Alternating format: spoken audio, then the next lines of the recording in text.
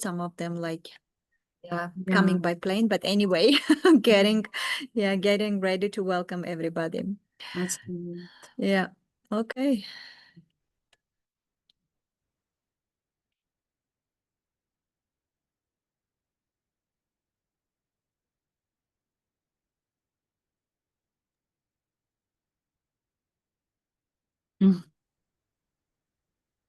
I think some of the teachers will arrive. Their flights will arrive today, right? Yes, some of them, who are coming by taxi, they are coming today. But those who are catching a plane from Hojan to Dushanbe, they will be coming tomorrow morning, early morning. Yeah, it's like that. Yeah. So, yeah, let's start. We are ready. We are ready. Everything is ready. Yeah. Good evening, dear all. We are so happy to see everybody. Yeah, and I'm really excited to welcome everybody to EWB series of Thursday webinars and see people who are followers of EWB and who join regularly.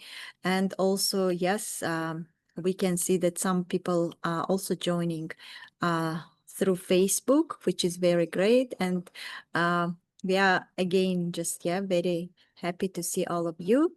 And yes, we call it investment time, 1 hour a week, at least, when teachers invest their time in learning from their peers, from experts in English language teaching, and also from professionals in this field, it will be rewarding, because it gives them an opportunity to learn from first-hand experience of the experts, but also just to be able to use all these novice knowledge and also all these innovative knowledge in their teaching practices. And today we welcome EWB Honor Member, teacher trainer, Marwa Mansour, who has international, experience being on a leadership position, being teacher trainer around the globe. And we welcome Marwa once again to EWB platform as honor member, and who is always generously share her knowledge and experience with EWB members across Tajikistan. And for those of you who are not familiar with Marwa, so please get your support in the future EWB conferences to meet her in person. Yes, because this is a great opportunity. Yes, to get connected with very outstanding professionals like Marwa Mansour, and also we have just other professionals who will join tomorrow's conference in Dushanbe, and it's going to be our 5th national EWB national conference, which will bring together teachers, practitioners from across Tajikistan, experts, English language fellows, and of course, many other professionals who are getting together to tackle education issues, to bring into the field what are some innovations and what are some trend stuff that English language teaching is driving, and also what are some greatest tools and resources that English language teachers should be aware, should be familiar with in order to improve their teaching practices in their classroom. So, and our speaker, Marwa Mansour, born in Cairo, Egypt, as an experienced English language educator.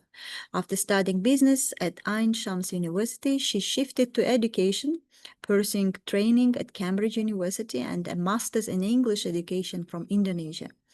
She has contributed to training programs on teaching, leadership, and accreditation. She now serves as educational consultant at Ajur University in Tashkent, Uzbekistan. And once again, Marwa, welcome. Yes, and the floor is yours. And dear all, please don't hesitate to ask your questions to our speaker after her presentation. And over to you, Marwa. Thank you so much. Thank you. Thank you so much, Ms. Nasiba, for this rich, introduction. Thanks a lot for that. Welcome everyone to this webinar again by EWB. The always supporting people I have ever seen in Tajikistan, just supporting the teachers to improve themselves for a better education and just for a better future for those kids that we are teaching every day. So welcome everyone. As Ms. Nasiba mentioned, tomorrow we are starting our conference. So I wish that I can see everybody here tomorrow in the conference. I'm sure we have tons of ideas that all the speakers will share with you, and I really encourage everyone to be there that day. Thank you for Nasiba and EWB team for preparing such an event for us. It means a lot, I think, to everyone to find such an opportunity in Tajikistan, because we always run after opportunities abroad. But I think now we have something similar here. That's really amazing. So, dear audience, let's start right away with our topic for today. Sorry for my voice. I just had cold and now I'm trying to heal, but inshallah by tomorrow I will be better, I hope. So, first, I want you to write in the chat box what comes to your mind when we mention the word blended learning. What comes to your mind when you hear this word? What is blended learning to you?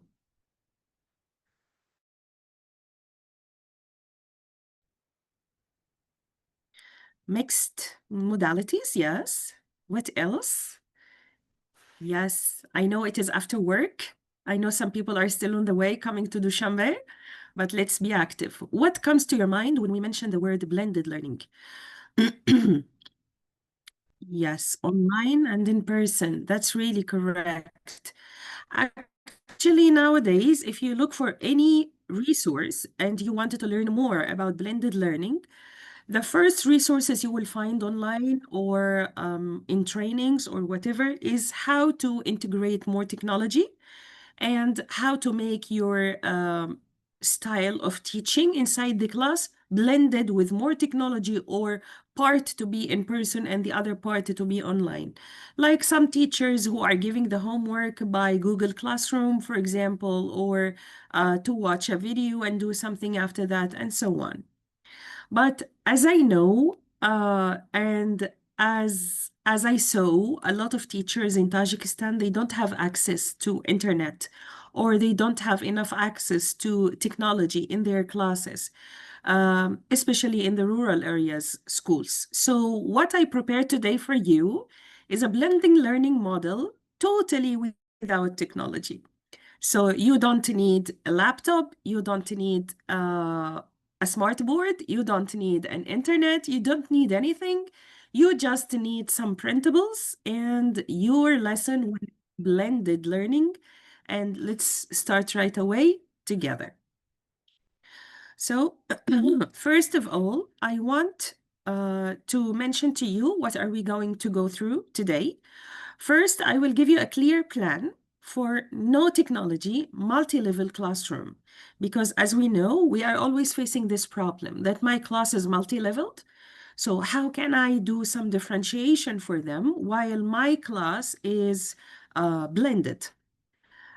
We will learn together strategies to differentiate using papers only and maybe some group work and so on. Very simple technique and without any technology, as I mentioned. We will learn together a system for managing low technology station rotation. And finally, I will share with you a toolkit for instant adaptable activities for any language skill you want to teach.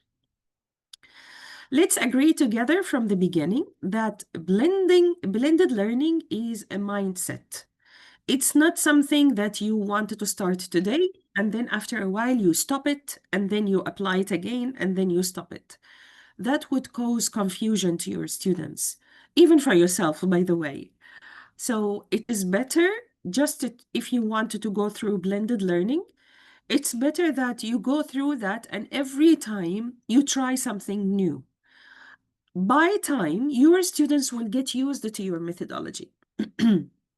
As I always tell the teachers again and again, don't start right away when you learn a new method, because that confuses you and your students as well. You need to start it bit by bit, so you won't cause any, noise in the class, or you won't lose the control on your students. So let's talk about blended learning. It's not only about technology. It's about blending different modes of instructions to meet the students' needs. Of course, technology is a plus, and it is really helpful. Like if you have the technology available, that's amazing. But today I'm going to give you without technology, and later on you can be more innovative and add technology to that. So today we are going to blend it together. How will the teacher lead the class? Like what is the type of method she will use? How is the method of instruction, and so on. We will go through collaboration inside the class, and at the end, independent work that the student can go alone on that. To do that, actually, I prepared for you a demo week. Like, if I start teaching something in English, I don't teach whatever I have taught them. And as English teachers, we teach you the 4 skills beside the grammar and the vocabulary. So we need to integrate all of them together in the same lesson, or let's say in the same week. That's why I prepared you a plan for a whole week without technology, with my students who are multi-leveled. And I will start by the grammar. My topic will be the simple past tense. So some teachers might say that I can explain the simple past tense in one lesson. You are right, you are correct. But how about application? How about the usage of this tense? Can your student differentiate between the simple past tense, for example, and the present perfect? That's what we want to discover together. How can I use a whole week to just make my students, or force my students to use the simple past? So let's go together. My week is gonna go like this. The first day is Monday. In that day, I will focus on the grammar foundation. I will just to go through the lesson of the grammar, and I will try to explain to my students in small groups. The second day, which is Tuesday, we will reflect on the reading. So my students here will read some reading passages with past tenses. On the third day, I will reflect on writing. So my students need to. Fourth day, we will go through listening. And in that one, I can give my students some tasks just to listen to the format of the past tense. And finally, on the fifth day, we will go through a speaking activity that will include the whole class. It's not leveled now. I want to mix my students, the low achievers with the high achievers, the A1 with the C1. I want all of them to participate in this speaking activity so that they can acquire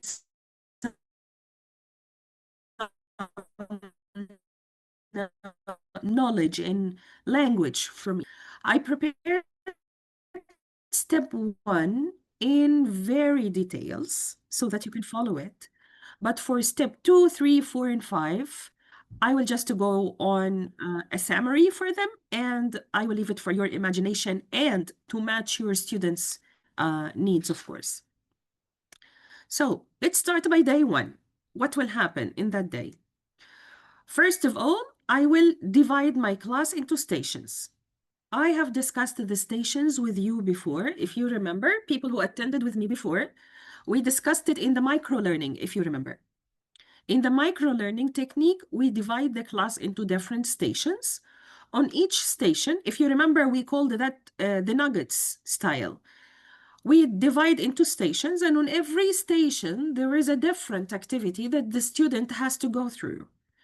So here, I started the explanation. I will start explaining the lesson in station 1. The thing here is that I have 3 levels of students in my class. Some of them are beginners, like it is the first time ever for them to hear about the past simple. The second level is intermediate. They know maybe the regular verbs. That past simple is when we add ed to the verb. That's what they know about the past simple. The third level of my students, they know how to use the past simple. They know how to make sentences. They know the regular and irregular verbs, and today they need to go farther on that tense.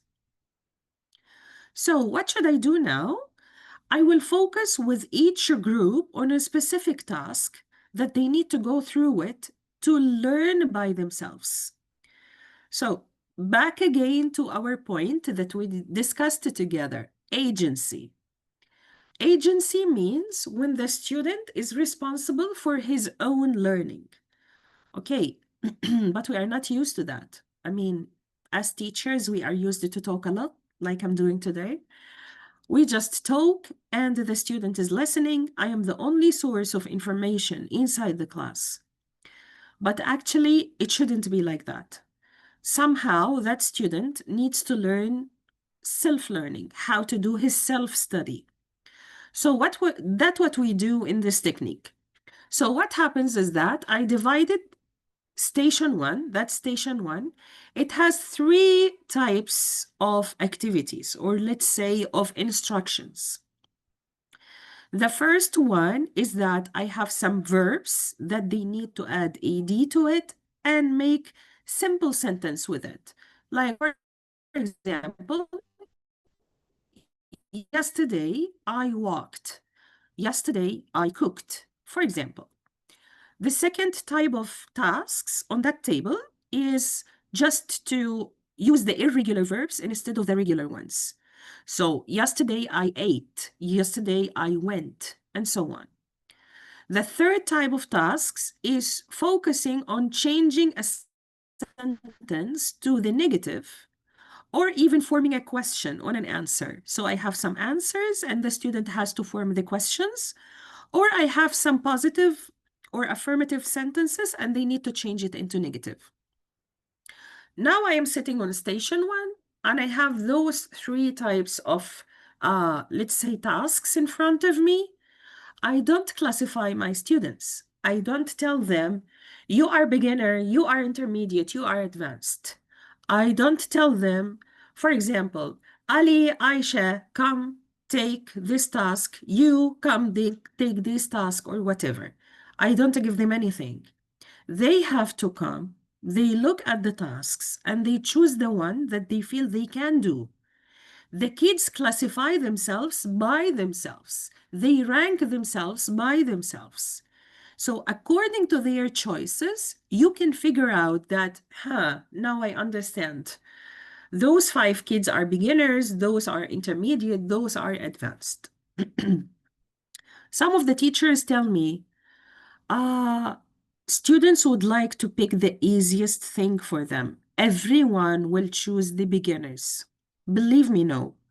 It's not going to happen. Just when you put the 3 tasks, maybe some of them would like to do the 3 tasks because they are high achievers and they don't want to be bored. So maybe they will choose the 3 tasks. Some of the kids would choose 2 tasks, not 1. You can set the rule as you like. You can tell them you have to choose only 1 task. You have 5 minutes to finish it. So this way I limit my students to choose the task that suits their level. So here we go. The students now started. And after that, everyone will start telling me what he or she has done. So what happens is that some of the students will listen to sentences with regular verbs. Others will listen to sentences with irregular verbs. And the rest of the class will listen to questions and negative sentences. This way, I didn't explain anything. The students learned from each other. I just used their prior knowledge to share together and to teach each other. If I feel that there are some gaps, At that point, I can fill in the gaps. I can use my board now to summarize whatever team 1 brought to me, team 2 brought to me, and team 3 brought to me. Believe me, at this point, you will have all the past simple tense written on the board, ready to your students. You did nothing as a teacher. How about if your class is not 3 levels? It is only 2 levels. Actually, you are lucky. That would be amazing because you will just listen to both teams and you will fill in the gaps that you know. I mean, your objective. It depends on the age of the students. What I prepared today is for grade 7, maybe grade 8, the students who are learning English as a second or third language.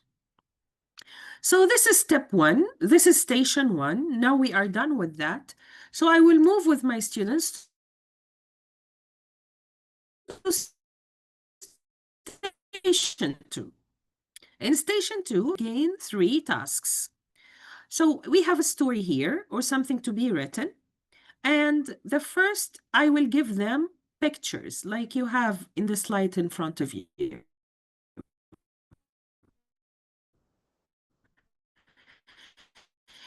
It all discusses the verb run. Or if I wanted the students to write or to use the irregular verbs now. In the last slide, if you remember, they used the regular verbs. Now I'm jumping one level higher with these kids to the irregular verbs. The second team will write a sentence by adding more details to the sentence. Like, instead of she ran, they will write she ran to the park, whatever in the picture in front of them. The third team will add more details or they will connect another sentence with that, let's say. So, yesterday Maria ran to the park because she was late. It's a longer sentence, and they can even go farther to create a story about that. So this is not the only thing. I can give them many flashcards or many pictures that has different verbs. I can support team 1 with the verbs themselves, but for team 2 and 3, let them find out what is the verb. So this is the second station. Now they started practicing whatever they have learned. We can give it like this. I just brought it as an example. It looks very childish, but you can find real flashcards to middle school. I mean, to the teenagers and adult students. You can find real flashcards. This might be more suitable for primary. Anyhow, I will give them a group of flashcards and I will ask them to do the same task. For the third station, now after we finished this station, we will move to station 3. On station 3, there are leveled task cards. I remind you, my dear teachers, don't guide the kids to choose something. On every station, let them choose the task that suits them. I can guarantee to you that station by station, the child will go to pick a higher level task. You can observe that. I'm very fond of this, like preparing a portfolio or something like my diary in the class. I like to observe the kids and find out. For example, a student, his name is Ali. He started at the beginning of the class or the beginning of the lesson at the very low achievement task. But by the end of the lesson, he was on the second stage, like as a regular student. This is an improvement. I take my notes that Ali moved from this to that. And in the next lesson, I follow him up again. Oh my God, I have 40 students in my class. How can I do that? I know that this question comes to your mind. Actually, I understand that sometimes you have big size class, but I also know that you as teachers, you have your students carved in your mind and you can follow them up in a way or another. Don't follow them up one by one every lesson, but at least mark some of the students that you would like to observe their progress during this. For station 3, as you see in front of you, it's a task again to go on with practicing the past simple. In the first one, for the beginners, they have cards and they just need to match the verb in the present with the verb in the past. And as you noticed, some of the verbs are regular, some are irregular. So it is mixed for them now. In the second one, or the second task for little higher level, they have the cards again, but they need to match the cards with the correct sentence and change it into past. So it can be regular, it can be irregular. They have to write it in the correct way. The third task for the advanced student, they need to write a short paragraph about what I did yesterday, and they need to use 5+ past tense verbs. You can put more verbs, you can assign the verbs, but I prefer to leave it for their imagination. So here is station 3. This way, I finished my lesson with my students for the day. I can wrap up and I can just go back to the board again. Whatever I have written on the board, I can wrap up from there. They have practiced already. Now we have homework. Some people think, some teachers, some students, some parents, they think that homework is just a task to be done. But actually, for you as a teacher, it should be a task to measure if they understood the lesson, if they can practice by themselves, alone, away from you, or they still have a struggle with a point and you need to fill in this point later on, or to reteach this point. So for the homework, again, I prepared 3 tasks and I let my students to choose. The first task is my past tense picture dictionary. So they have to find some pictures, or maybe I can give them some pictures and they need to match those pictures with the verbs, or match the pictures with the verbs in the past, or whatever. You can be more innovative in this one according to your students' level. If they are 0, like they don't know anything, you can just put simple verbs, only regular ones. If they know something, you can mix the regular with the irregular and so on. For extension, if you see that they improved a lot in your lesson, you can ask them that at the back of the paper, try to use some sentences using the verbs you have.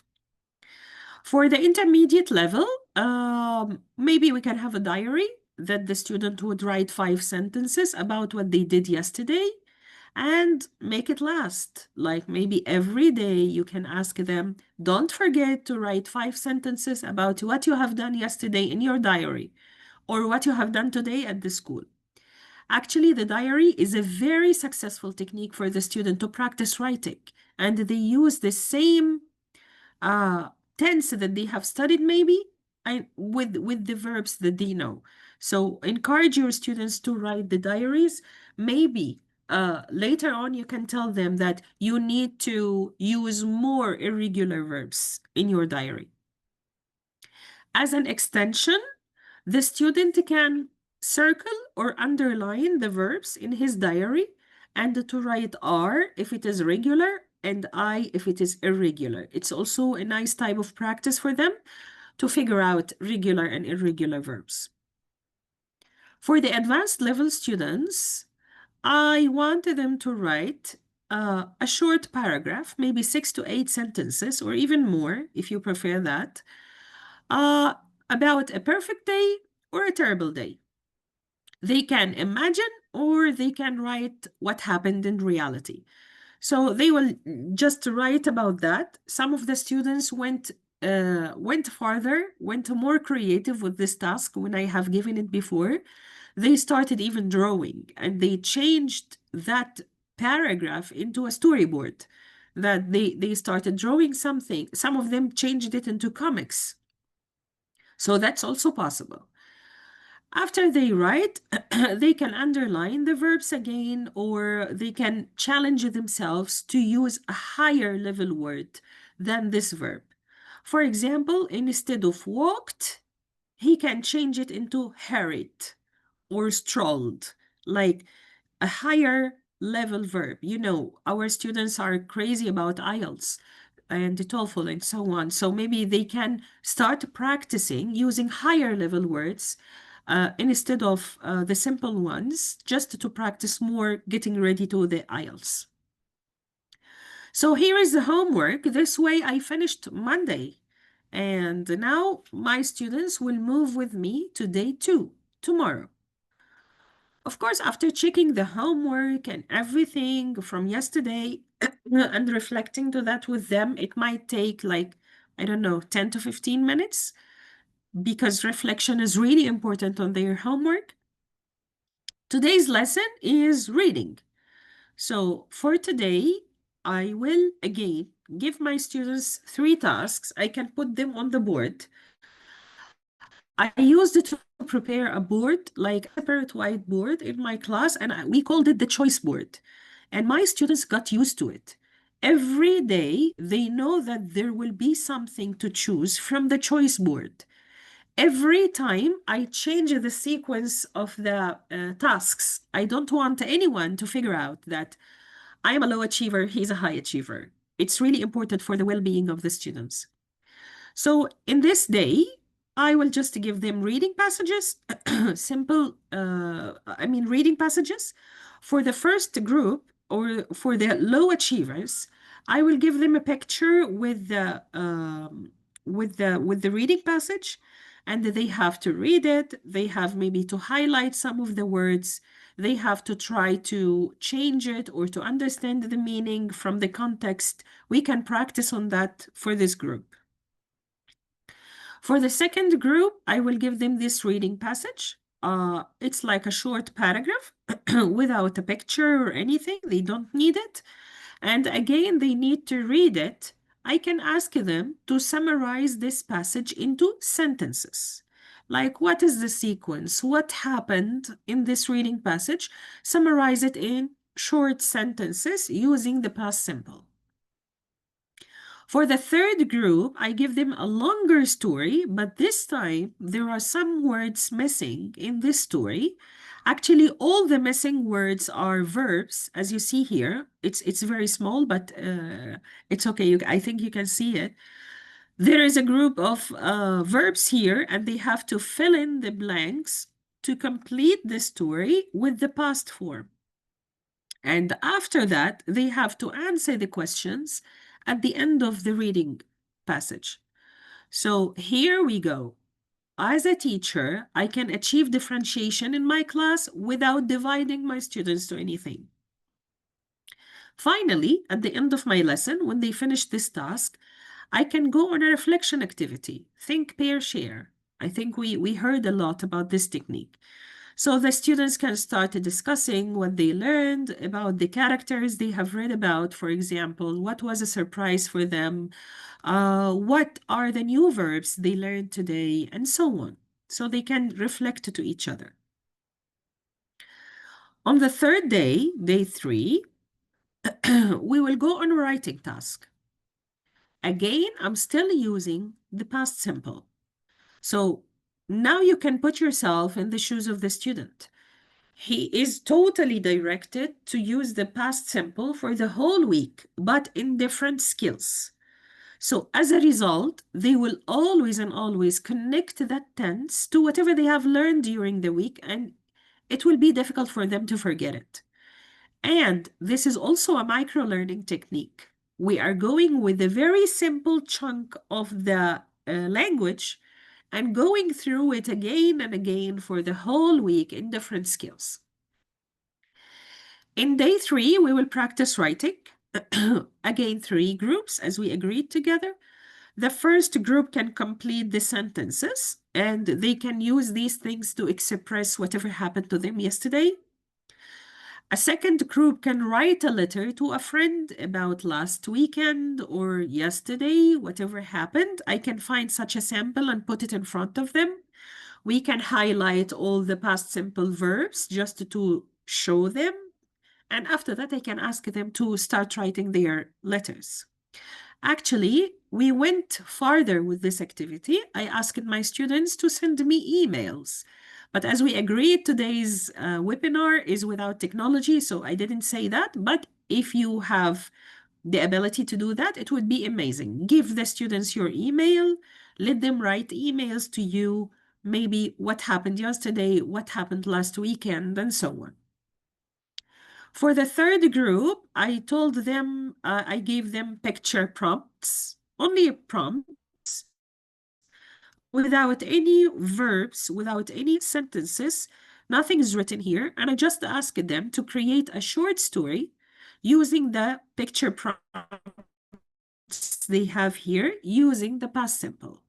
So they will start writing that. After this, we can just hang the students' work everywhere as a gallery. They can go around, read the work of each other, and start on the reflection activity, which is 2 stars and a wish.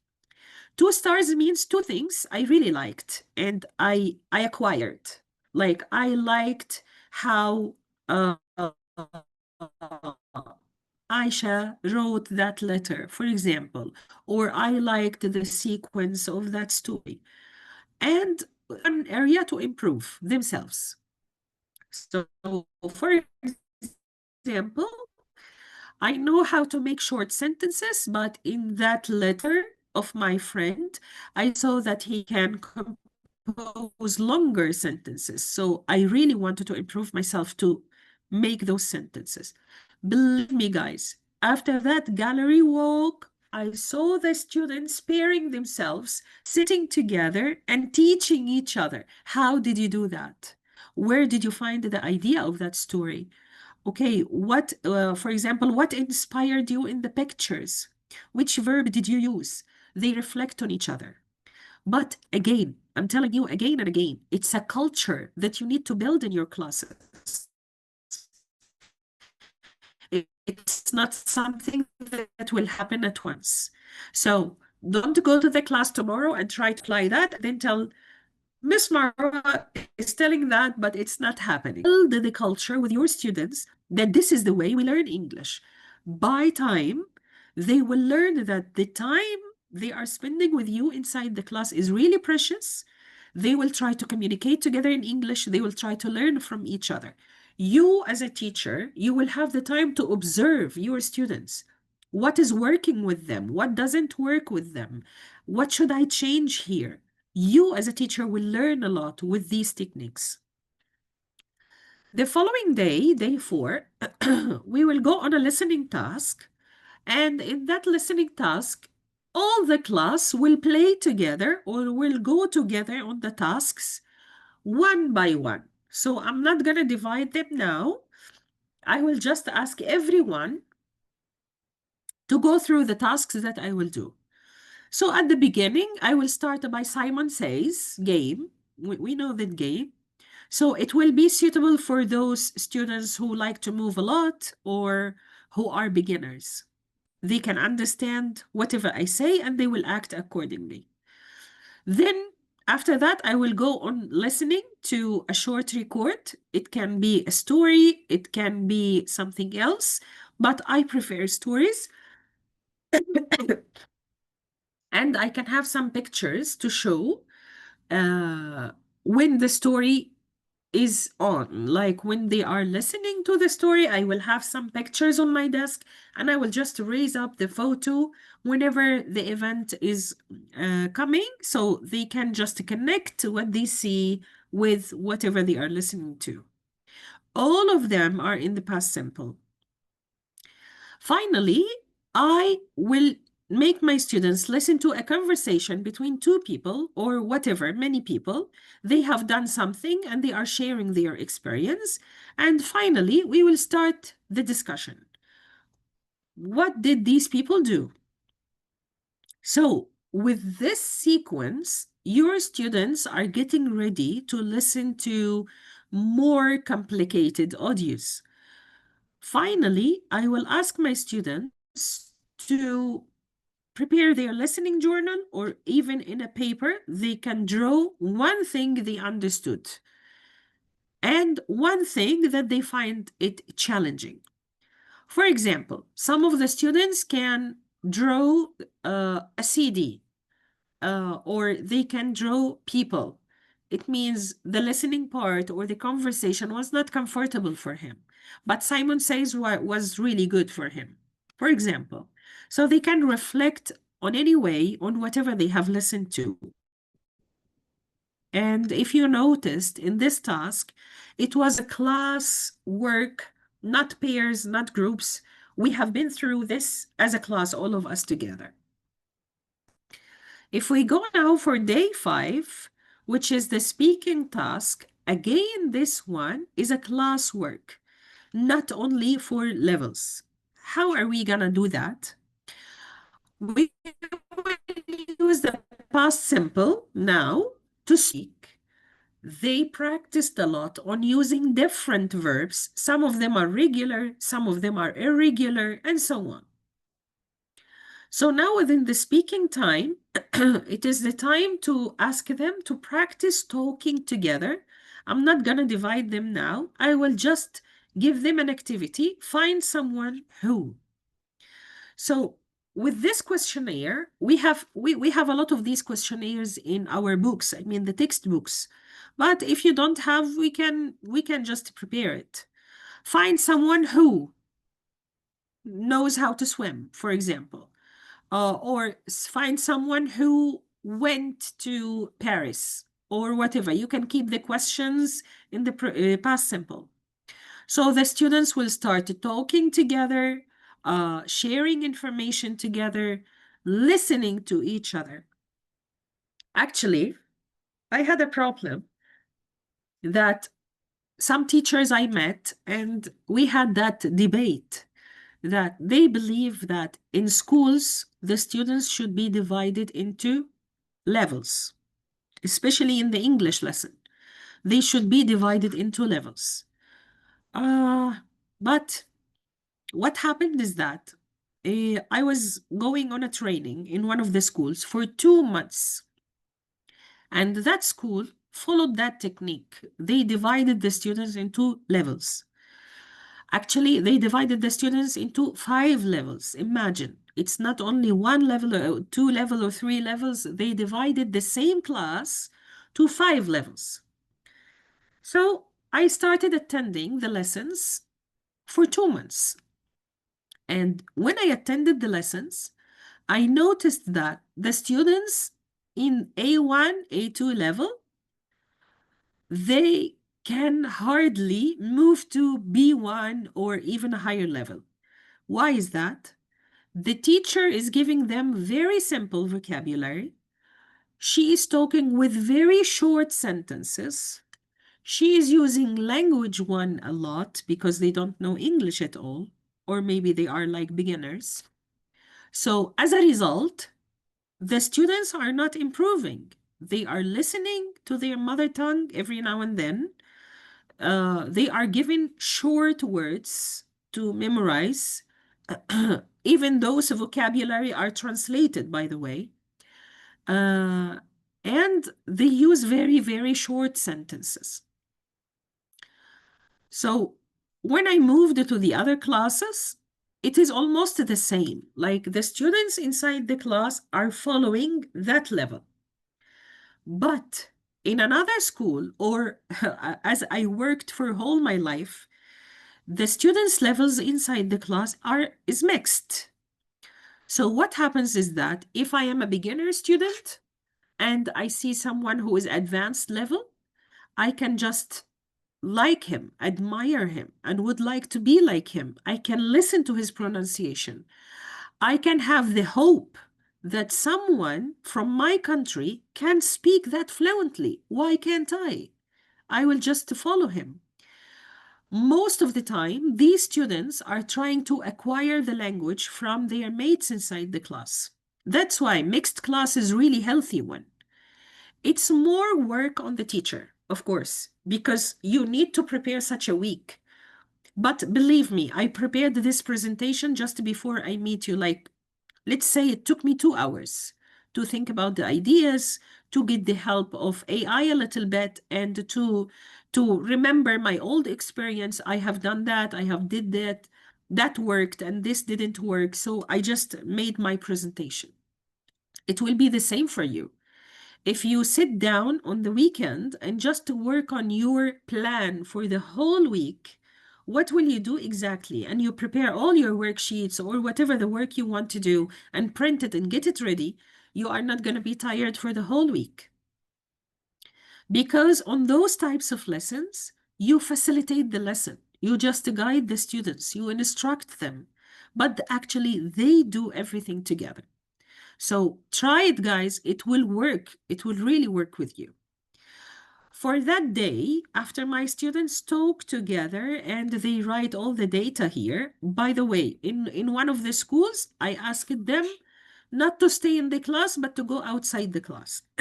So they visited the teacher's room, they visited other classes, they went on the break time just to ask the students and collect the data.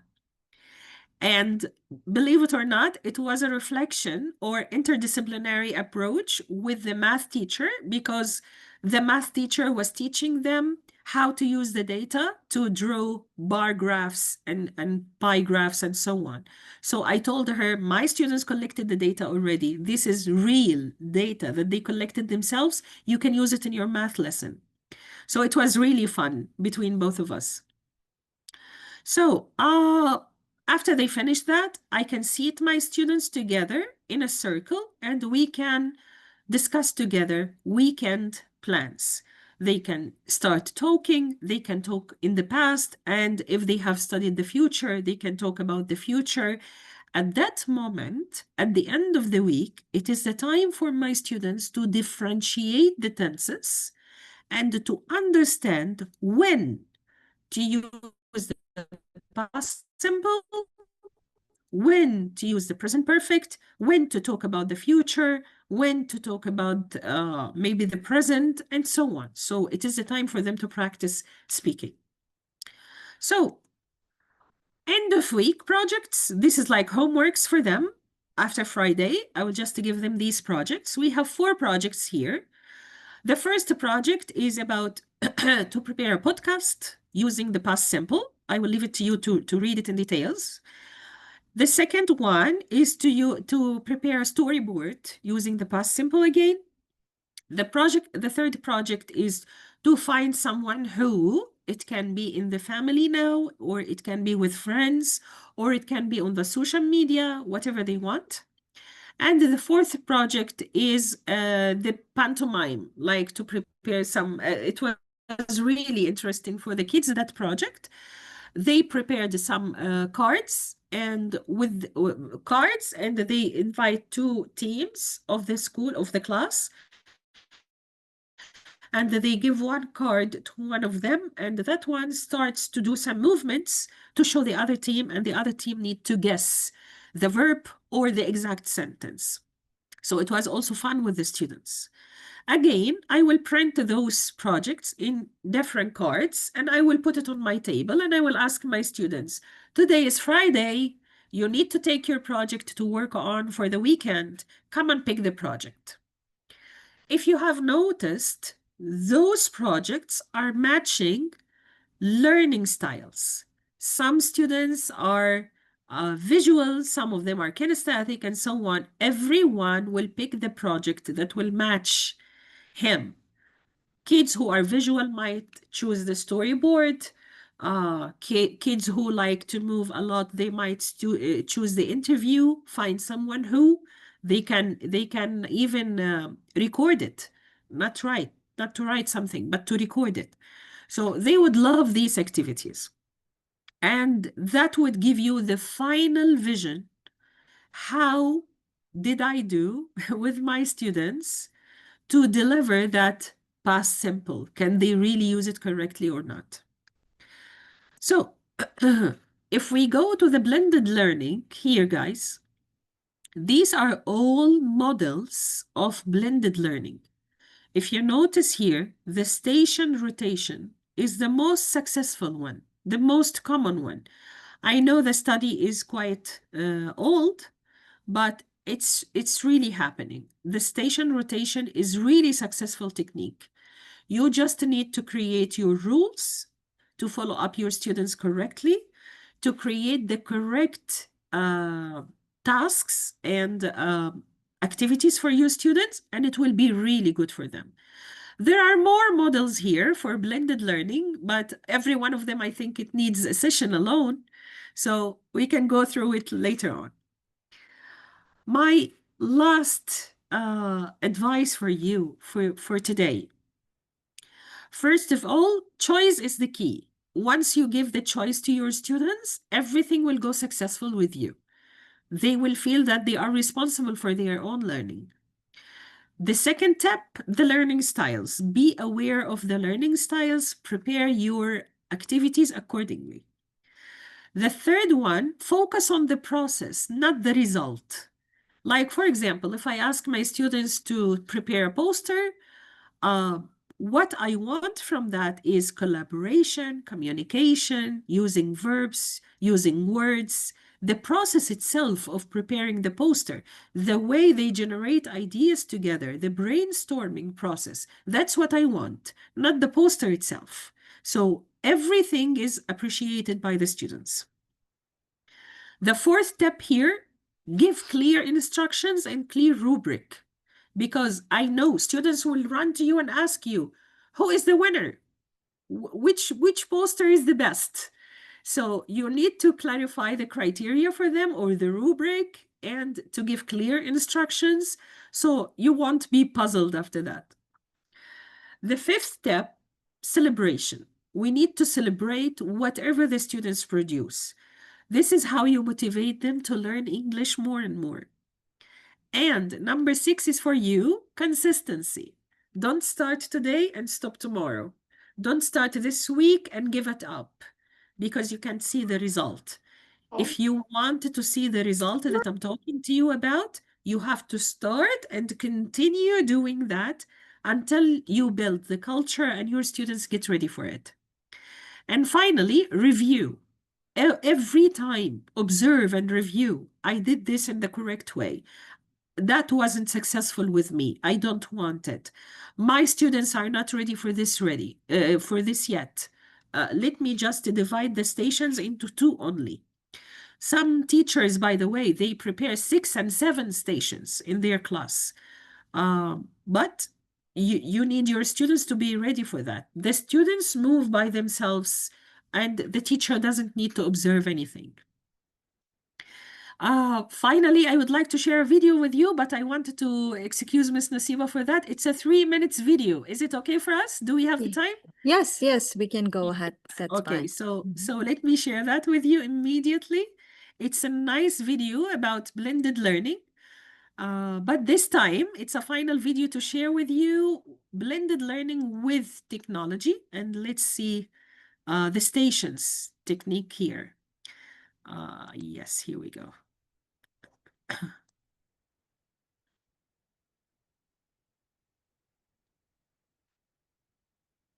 One of the things that has made DCPS incredibly successful is our ability to Is it audible? Yes. be careful about the strategies that we've put in place to make our schools not just high performing, but great places for our young people. Now, today we're going to look at a interactive text. Blended learning is a combination of using face-to-face instruction and also leveraging high-quality digital content that is going to engage them. It's going to challenge them. It's going to be rigorous, and it's also related to the standards. In my class, I do a station rotation. So there are some students with me receiving direct instruction. There's another group of students who are working collaboratively to solve a problem or issue. And then a third group who is working independently. The power of blended learning is that you can really differentiate instruction and individualize and personalize it for all your learners. Each section, each 1/6, I need to split into 1/4. Yes, good, excellent. Go ahead and do that. For the majority of our students, it's their first actual chance to work with computers on a daily basis. On the computers, you get to like choose a level, and once you pass that level, you go to the next level and the next level and the next level. Students are progressing very quickly, and it's actually helping all of our students at all levels. We believe that blended learning is really the lever to accelerate student achievement and meet our goals. There are a lot of Student achievement has increased in the areas of math as we have launched our blended learning programs. So let's do 22 divided by, okay, let's try 8. And we've seen some very promising results in the area of English language arts.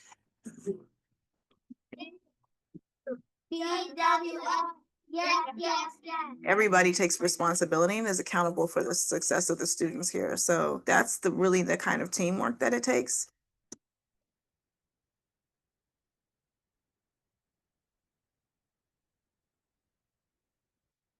We should be excited about blended learning because students are excited about it. We know from data that they are mastering skills, they're mastering content, that they come to school because they want to engage and they want to learn. We have 47,000 young people, and we believe that we have a commitment to provide them with a world-class education. Strategies like blended learning and technology in our classrooms have yielded some of the tremendous results that we're seeing so far.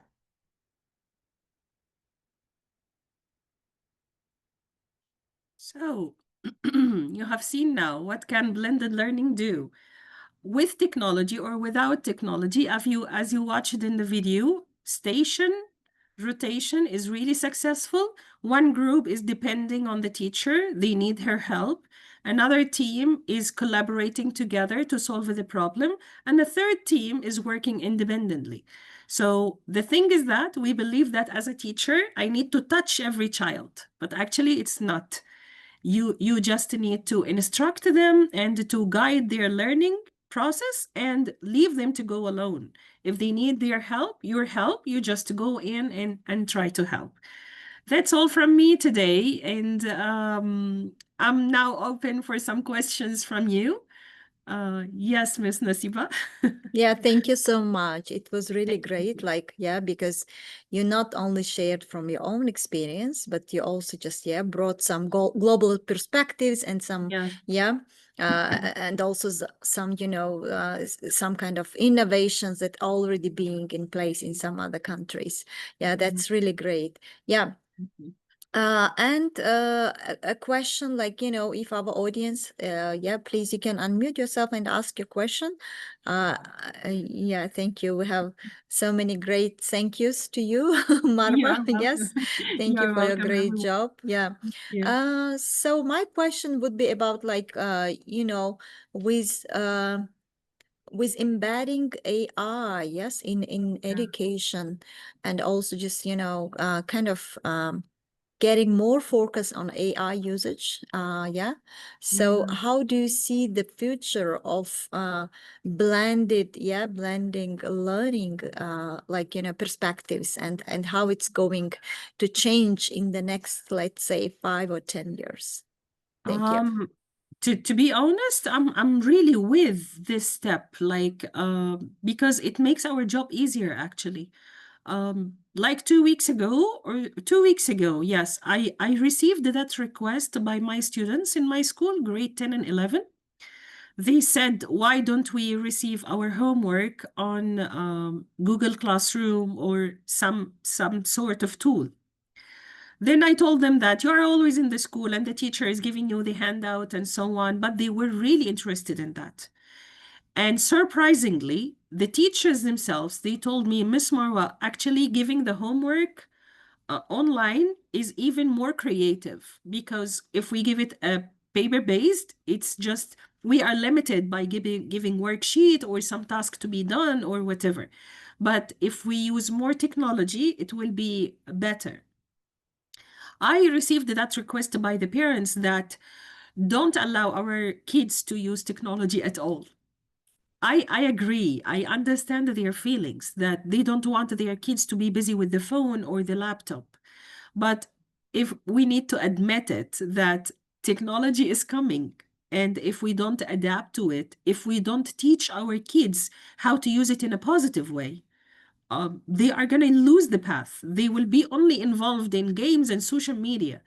But we wanted to create that third part of using the technology, which is to get yourself educated for self-studying.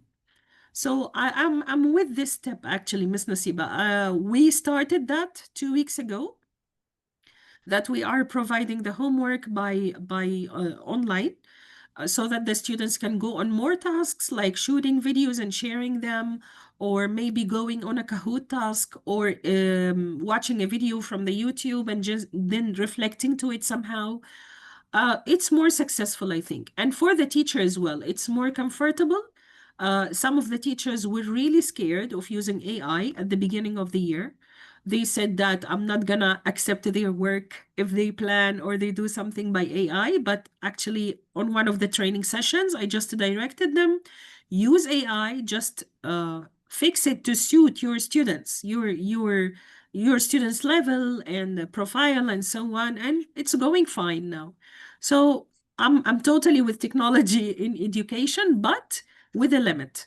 You know, some of the European countries like Finland and Switzerland and so on, they canceled technology from the school because they found out that it's not successful. But it's not that it's not successful. It is the way we use them make it unsuccessful.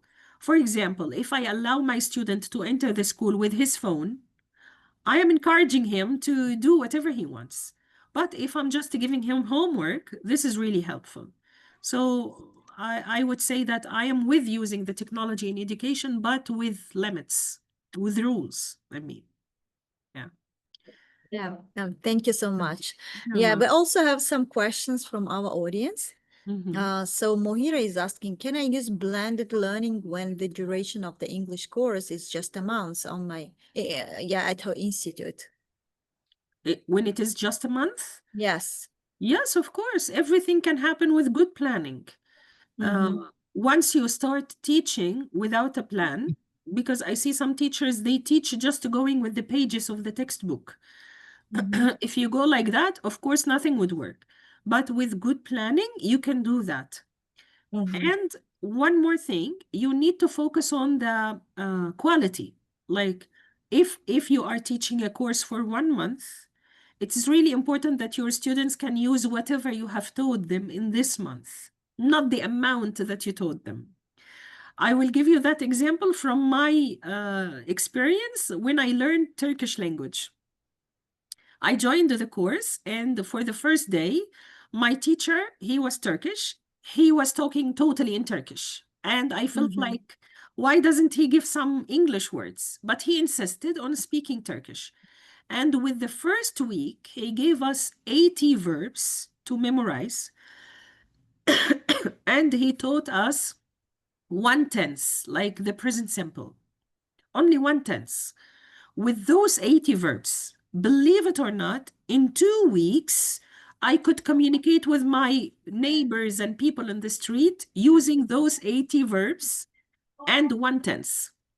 So here is the result. This is their quality. That's what the teacher wants. So if you are teaching for 1 month, just to focus on the quality of the thing you are teaching with the blended learning, it's gonna work. Yeah. Yeah, that's fantastic. Thank you for sharing. That's Thank you, dear. amazing. Thank you. Yeah. Okay. Also, Gulnora is asking, Gulnora Rahmatullah, yes, if you want to unmute yourself and ask your question, please go ahead. Hello, Marwa, and hello, Nasiba. Nice to see Hello. you again after long time. So here is my question.